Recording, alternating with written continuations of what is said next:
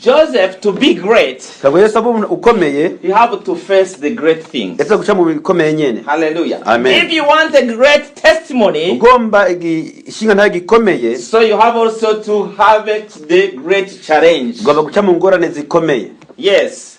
Don't say that, oh, yeah, I need this great testimony. Wangu nkeneye igishingantahe gikomeye. Yes, you are now, like you are welcome, what? The great challenge. Ingorane zikomeye. Yes, that's a big challenge gonna come to you. Ingorane nini zizokuzako. So that the birth of the big testimony can come. Kugira ngo ukuvuka kw'igiciro kinini kuboneke. Hallelujah. Amen. Hallelujah. Amina. So now that's standing there, that's oh yes, I wish to be like Joseph. Because you see the end. Yes, but you don't accept the process. Hallelujah. Amen. From the beginning and until the end. But you prefer to get the last one. Where Joseph is sitting as a boss in a palace. Hallelujah. Amen. No. So if now we wanted that to be great, it's a great testimony.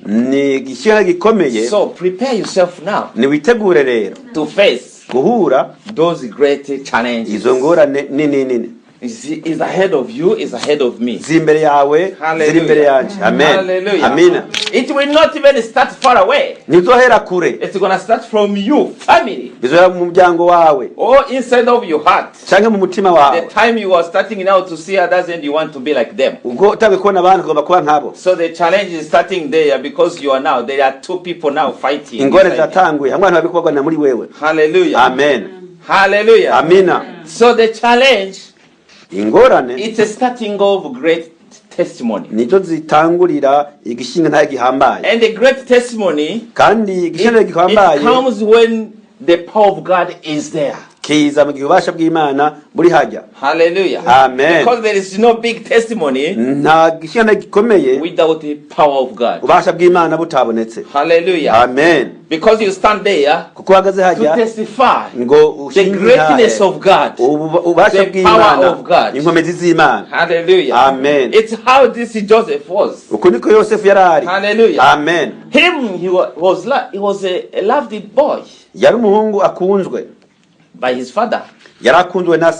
Father have just cherished him so much.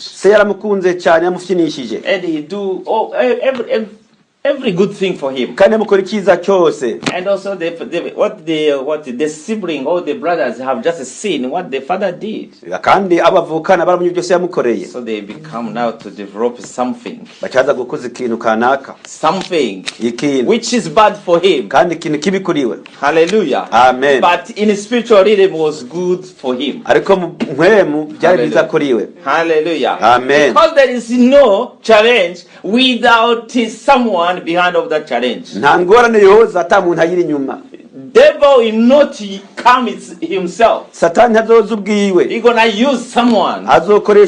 He's gonna use the spirit of man and become bad to make someone also. Hallelujah. Amen. Hallelujah. Amina. Hallelujah. Amen. It's how they become envy to him. Even him, he doesn't know. If he could know, he couldn't go to see them where they was look after the sheep. Hallelujah. Amen. He doesn't know. He have an open heart, love heart. Hallelujah. Amen. Even he doesn't know where to go. He find one place. Oh, they are not here. He find a man and the man. Oh, I have seen them there. So he tried to reach to them. Hallelujah. Amen. So that is the beginning of his greatness. Hallelujah. And also the big challenge was already started ahead of that the greatness. Because the greatness and the challenge, it not come at the same time. No. The challenge is going to start. And so the way now you are standing in that challenge, it's how now you determine how you will be great. Hallelujah. Amen. So it's how now him, he doesn't know that they have something bad to him. We ntiyarazi ko bamufitiye ibintu bibi kuri we. Only he showed love for them. We abereka urukundo.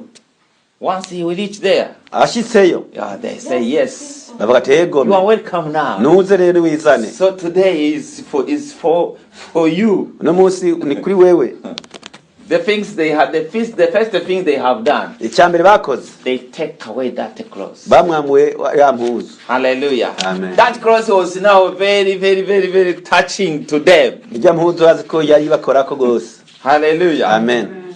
So that cross, ijya mpuzu, was known like a sign. Yari nk'ikimenyetso. A sign, ikimenyetso of challenge for him, kingorane kuri we, which gonna bring the birth of greatness of him. Biza no kuvuka kwazo buhambaye. Hallelujah. Amen. Hallelujah. Amina. Always we are wearing the clothes. Iminsi yose twambaye impuzu. Hallelujah. Amen. But we don't know if those clothes we are wearing, it's attracting our challenge. Tuzani ingorane. And that challenge also gonna make us great. I don't know. Kaizo ngorane ko tuma tubahambaye ntabyonzi. Hallelujah. Amen. Only God knows. Imana ibizi yonyine. But if we refer to what the Bible said to Twabyo birivuga kuri Yosefu, that close of that. Ijya mpuzu ya se wiwe. Hallelujah. Amen. I don't know if the familiar spirit was following him. Sinzi ko imwe mu muryango yamukurikirana. Hallelujah.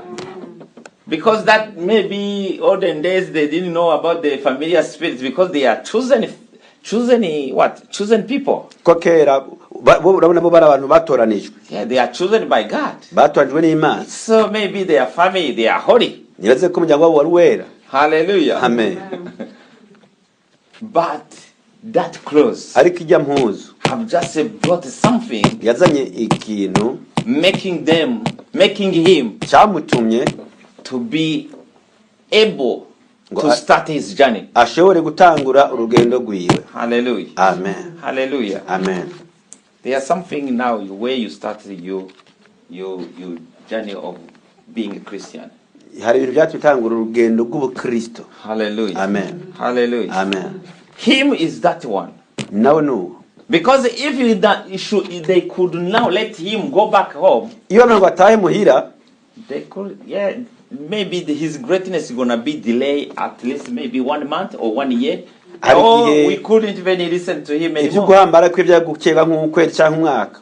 Or going forever. Cyangwa kagenda burundu. Hallelujah. Amen. But the plan of God, ariko integuro y'Imana, no one can stop it. Nta numwe yoyizibi. What God said, he will be the way he said. Ivy'Imana yavuze bizoba uko yabivuze. Because he have a plan. Kuko ifise umugambi. Even if we are now struggling to pass in the process. No bitugora guca mu nzira yaduciriye.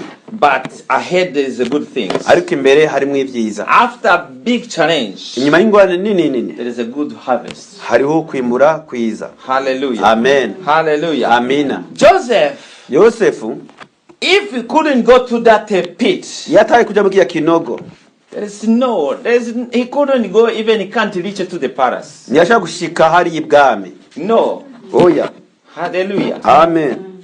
Because maybe they're going to find there is no idea. There is no idea to that brothers to say that, oh, maybe we can now get money from him.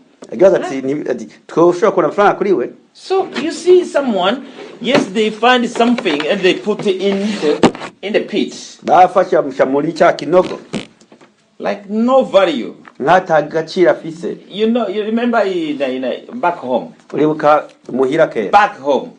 So we have what we call it like a big hole. A big hole, and we put the rubbish. The big rubbish, and after that it's gonna become fertilizer. So, but yes, it becomes something. But the time they throw inside, it's like a bish. It's like a rubbish. They say this one is a rubbish, and it's finished. But the good idea, because they see God is always prepared everything for us. Imana iteguye ibintu byose. It's only sometimes we are distracted. Hari igihe bitugora Hallelujah. But the plan of God for someone, ariko umugambi w'Imana ku muntu, like Joseph who have the good heart, he doesn't have any Joseph doesn't have any problem with the brothers. Yosefu ntango afitaniye na bene wabo. God have just make A B C D. Imana yashyizeho A B C D. You will never go to A and jump B. Nyava kuri A ngo asimbe B. No. Oya. Because God have just make a plan for him. Imana yashyizeho umugambi kuri we. Do whatever they want to do. Reka bakijya kuba gukora. Throw him in a pit. Bashemu cya kinogo. Like rubbish. Nk'umwavu. But the great idea, ariko icyimviro gihambaye, come to someone among them. Kiaza kuza muri umwe muri bo. Let's sell this man. Reka tumudandaze. Let this man. Reka uyu mugabo. Let's take that rubbish out. Reka dukure wa mwavu. And you're gonna sell him. Hama tumudandaze. And you're gonna have money. Turonka amafaranga. Hallelujah. Amen. They think the money. Bayumvira amafaranga. They get money, baronka amafaranga, but they don't know that they buy a ticket. Ntibazi ko bamuguriye itike. It's the way the witches they was doing something for you. Ibi bakora mukimuro cyo korera ibintu.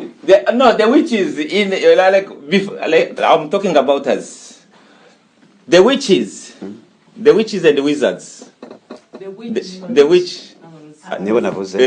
witches and the wizards. They have just plotting so many things so that you can't go anywhere. So the time now you are now being pushed maybe in refugee camp. They think that it's finished.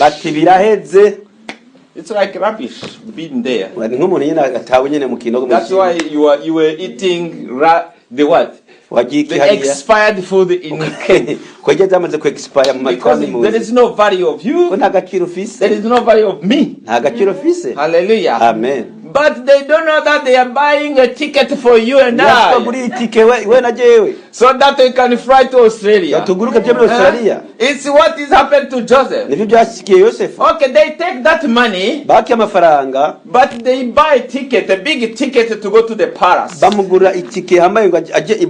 Hallelujah. Amen. Hallelujah. Amen. Because the plan of God said we will not be the tail. We will be the head. We will not be beneath, we will be the above. Hallelujah. Amen. Because the plan of God was on Joseph. So that's why. That's why Joseph couldn't now remain in there. Because the destination was not in that pit. Destination of him wasn't in that pit. The destination of him was in the palace. In the plan of God. Not in the plan of the brother. Not in the plan of his father. The one who bought a good shirt for him. Only to look in a village like, hey, it's okay. He's a good boy of me. Hallelujah. Amen. No. Oh yeah. How many years have just lost him? Many years. Jacob was now, hey, my son have been dead. You know, I will never see. So, today, Joseph is still alive. Hallelujah. Amen. My Joseph is still alive. Hallelujah. Amen. Because it's in the plan of God. Hallelujah. Amen. So Joseph now in the pit. Jesus was now like preparing everything. Everything, ticket. Everything, the airplane to take him. Hallelujah. Amen. And also to make him stronger. Because the process is very strong. It's very hard. Hallelujah. Amen. That is a special attention of God to put you aside. He put you aside. Once he put you aside, no one gonna come closer to you. Because they're gonna now say, maybe you can now say, oh, this one you have a coronavirus. Don't worry. That time you are alone. You are with God. You are with Jesus. They don't know the secret God have just wanted to give you. Or the mission God wanted to give you. Huh? God will never now give you something in crowd. Imana izoguha ibintu uri mu bantu benshi. No, first He's gonna now set you aside izogushaka uruhande for the special attention of Him. Kugira ngo ikitwararike neza. Hallelujah. Amen. So Joseph, that's why he went there to the down there and up. Jariya mu kinogo hanyuma hejuru. To put him there was easy. Kumushaho byari byoroshye. Also to lift him, I think they use muscles. Ako kumuvana ndazi ko bashijemo ingufu. Maybe they sweat. Hari naho babizicuya. Because the one who had money, kwasa amafaranga. Where is this money so I can now give you money? Ariye nkaba amafaranga. So they try all their best. Bagerageje ko so maybe in their hearts. Mu mitima yabo. They was Lord Jesus, help us to find him alive. Because they can't buy dead one. They wanted to buy someone who is alive.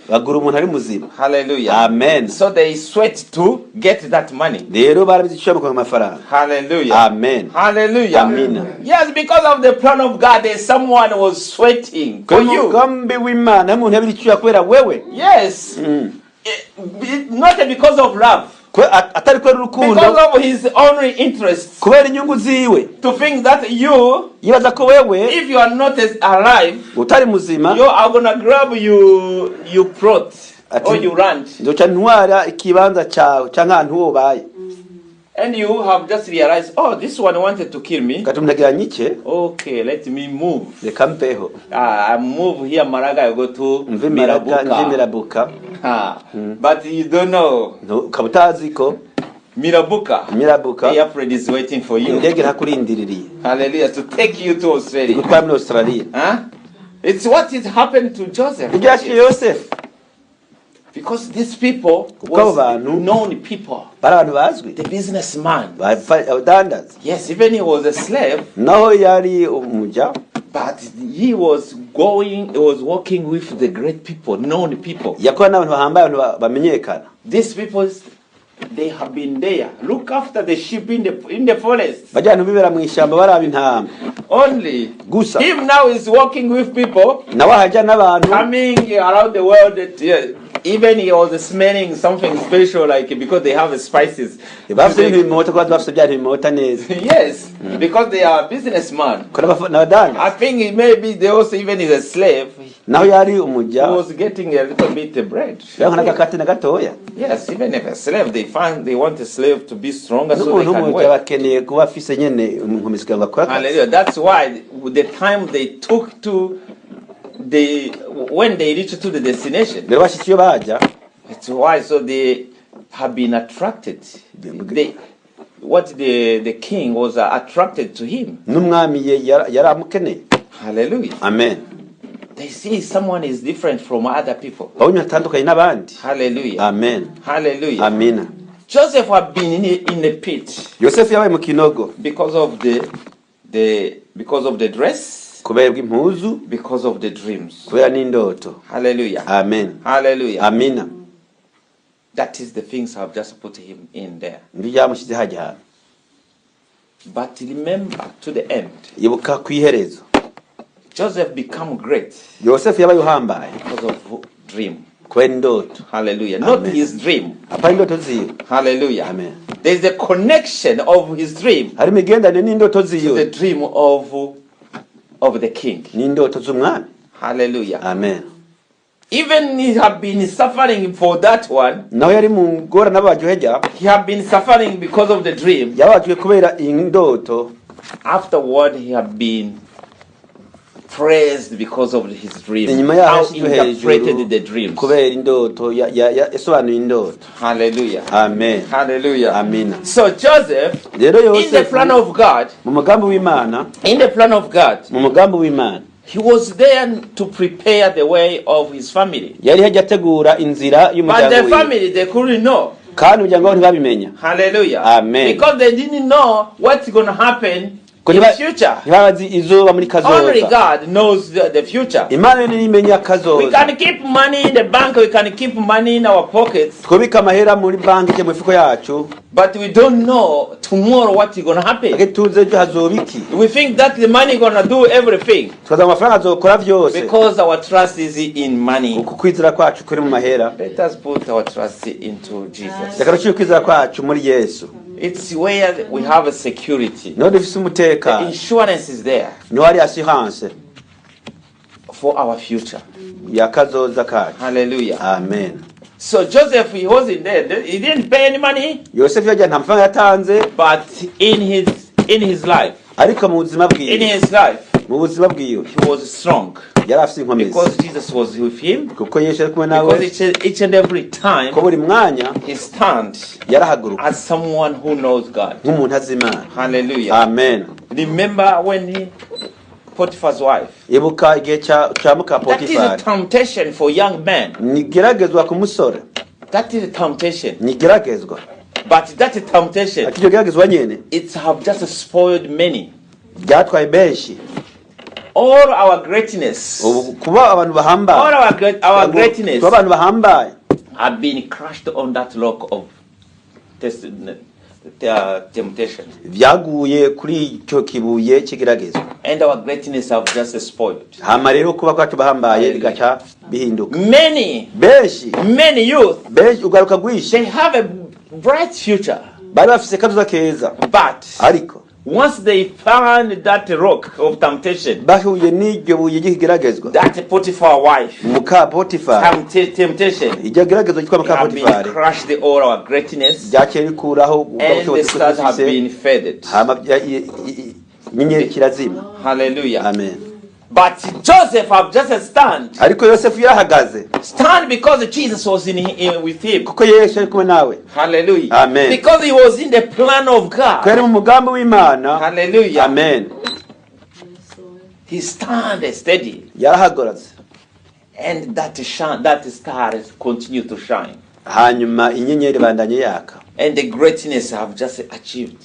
Hanyuma kuba umuntu hambaye abarashitseko. Hallelujah. Amen. Because he have just resisted to that temptation. Ko yihanganiye amageragezwa. The temptation have just before him. Amageragezwa yashitse imbere yiwe. The way we find the temptation each and every day. Uko tubona amageragezwa buri munsi. How do you resist to the temptation? Wihanganya gute amageragezwa kushikira?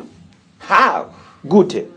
If now you give up, nimba bivuyemwo, so you lose your greatness. Ubuze bwamwe kuba umuntu hambaye. If you said negative on that temptation, uvuze ibitari byo kuri ibyo geragezwa. No, this is not mine. Ati bisigwanje. This is not mine. Ibisigwanje. No. Oya. No. Oya. God, why you so putting me this? Imana kukushiba imbere yanje. Why did you put all this temptation in my way? Geragezwa angana ku munzira yanje. The plan of God is not the plan of man. Umugambi w'Imana so umugambi w'abantu. So you have to be strong. Ugomba kuba ukomeye. So if you want a great testimony, ugomba igishingantahe gikomeye, need also great challenge. Ukeneye ingorane zihambaye. You need to face them. Ugomba kuzicamwo. So that you have to be strong. Kanga umuntu hambaye. That's why Joseph have been now put in different areas to be strong. Cyatu Yosefu cyane henshi atandukanye ngo abo umuntu asinkomezi. Aja muri gereza. Yarafunzwe. Because after temptation and after that another temptation comes. Inyuma y'geragezwa hakaza irindi. In order to make him stronger. Kugira ngo kwanga bukomeye. Hallelujah. Amen. So how many temptation now you are? How many challenge you are facing? Na magereza angacha n'ingwa zingahe maze gucamo. And after that you say no, I give up. Kabwati nabivuyemo. No, yeah, to be a Christian is hard. It's better now to stay home. No. Oh yeah. Yeah, to say even Jesus is now very hard. Hallelujah. Amen. But the one you are now saying you can't say is the one who can give you strength. Hallelujah. Amen. Because we can do everything through Christ who gives us strength. Hallelujah. Amen. Who is the one who have just given Joseph that strength? Is the one who have just give this appointment tonight so that we can be here today. So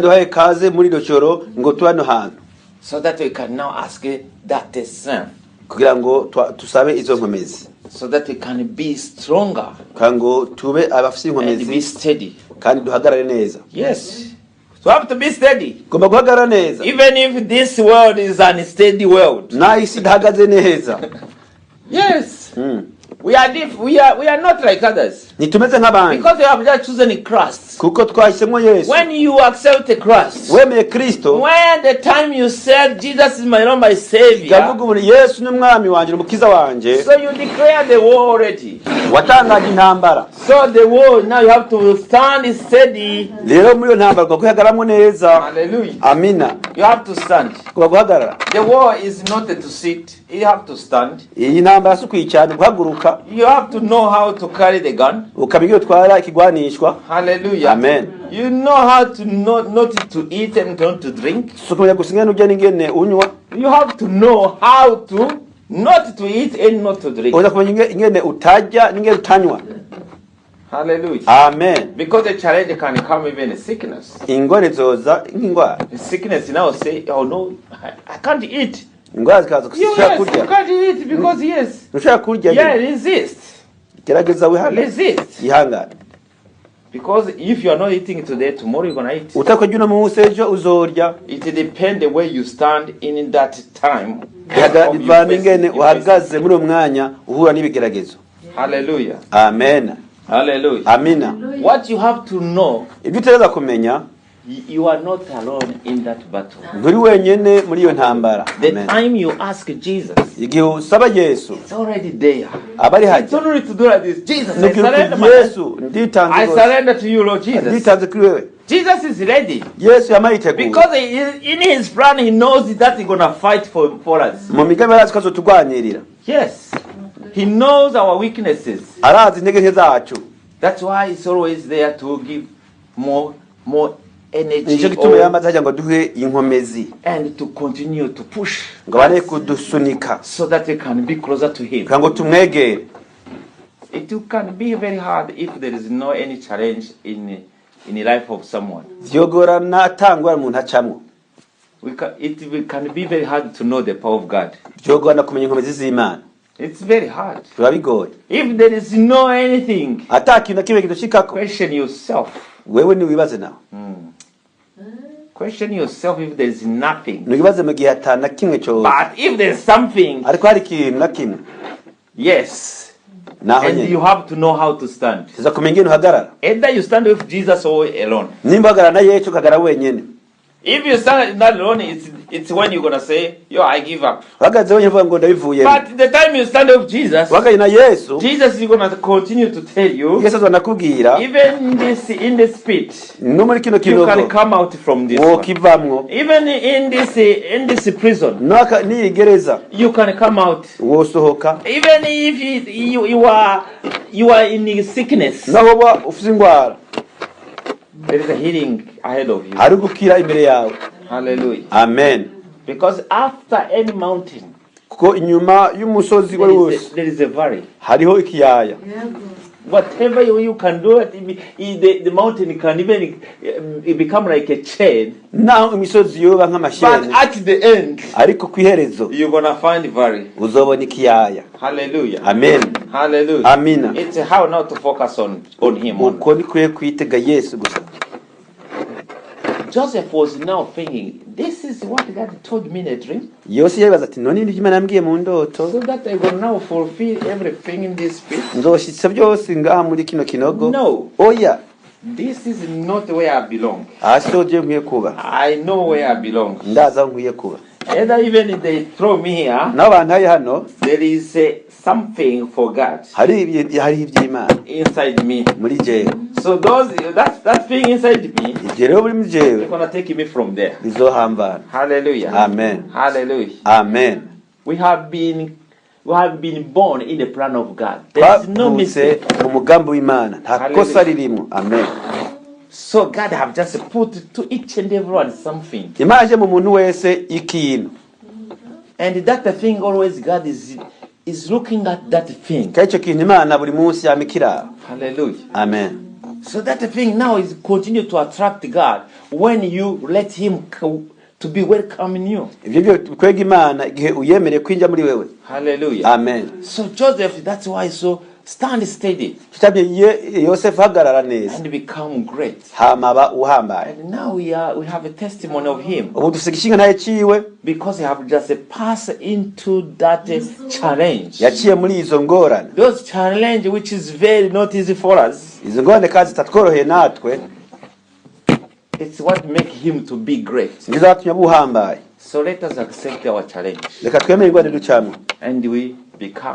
Hama tushe tuba. Because always God kuko igihe cyose is busy. Imana yabikira kora to make us become to be someone. Ngo tugire abantu kanaka. It's not the way you are. Suko kuri. No. Oya. God is seeing you in another dimension. Imana yakubona mu rundi rugezo. Hallelujah. Amen. It's not that. No, not that way. You can see, oh, I am like this. Yeah, Jonathan, you are like this. No. Oh yeah. Jesus is seeing something ahead. Because his step is always ahead of what they're gonna face. Hallelujah. Amen. Hallelujah. Amen. It's always making something. So that we can become someone. Hallelujah. Amen. Hallelujah. Amen. If we go to the example of Saul, we can see Saul was like a murderer man. And everyone knows that. Who could know that inside of him there is a big apostle spirit. Hallelujah. Only God, the plan of God is not the plan of men. Hallelujah. Amen. You can mess up today. You can mess up today. But inside you there is a big message. You can face the test today. And even tomorrow. But ahead of you there is a big testimony. Hallelujah. Amen. Hallelujah. Amen. The trials.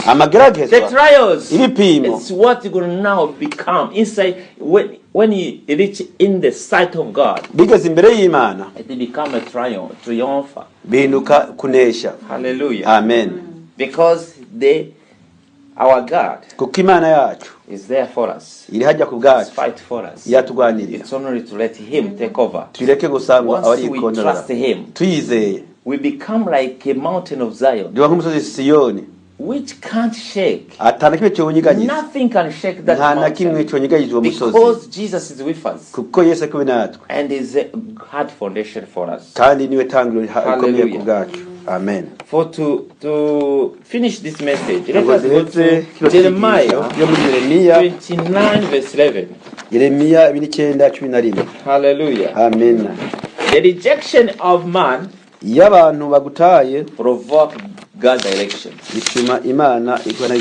the greatness of your testimony depend on your great challenge. Hallelujah. Amen. If you are in Jeremiah chapter 29 verse 11, I know this Jeremiah 29:11. Yeah. Kuko nzi ibyumviro mbiyumvirako ni jye uhoraho mbivuze ko ari ibyumviro by'amahoro atari ibyago kugira ngo mbahe ibyizigiro byo mu iherezo ryanyu. Amen. Hallelujah. Amen. That is the plan of God for us. Hallelujah. Amen. Because it's not always God make good things ahead of us. Once we face that temptation and we resist, and the devil is going to run away, and you make another step ahead, you are going in the plan of God. Hallelujah. Amen. Don't allow to crash your star, or to crash your greatness on the rock of temptation. Resist, because God is with you. He have a good plan for us. To our families, to our children, to our church, God have a good plan. So let us let him take over. abara kontorora ibintu byose, and our heart be open for him, imitima yacu yuguruye kuri we, and to trust him only, tumwizere gusa, and to let him lead. tumureke ararongora. Let the word of God be done. Leka ubwo bw'Imana bwo buba. Let the word of God have roots in our hearts. Leka ijambo ry'Imana rigira imizi mu mitima yacu. In Jesus' name. Mu izina rya Yesu. Amen. Amen. Amen. Amen. Amen. Amen. Let us pray. Leka dusenge. Father, in the mighty name of Jesus, yes. You are the same yesterday, today, and forever, mighty Father, Lord Jesus. You never change your plan upon our lives, mighty Father, Lord Jesus Christ of Nazareth. Your plan is not a plan of man. Your plan is not there to fail. Yes. Your plan is not there to stop. Your plan, you are behind of that plan. It will be and you will fulfill, mighty Father. Because, mighty Father, you are always behind of your word, Lord Jesus. Your plan is not the plan of man. The way you have just helped Joseph is the way you can help us, mighty Father. The way you can help graceful nations, mighty Father, Lord Jesus. Let your will be done into our families, mighty Father. Let your plan be our plan, mighty Father, Lord Jesus. And to trust you, Lord Jesus, is the one who's going to attract you, Lord Jesus, to come and to take over all our lives. Let your will be done. In Jesus' name we pray. Amen. Amen. Amen. Amen. Amen.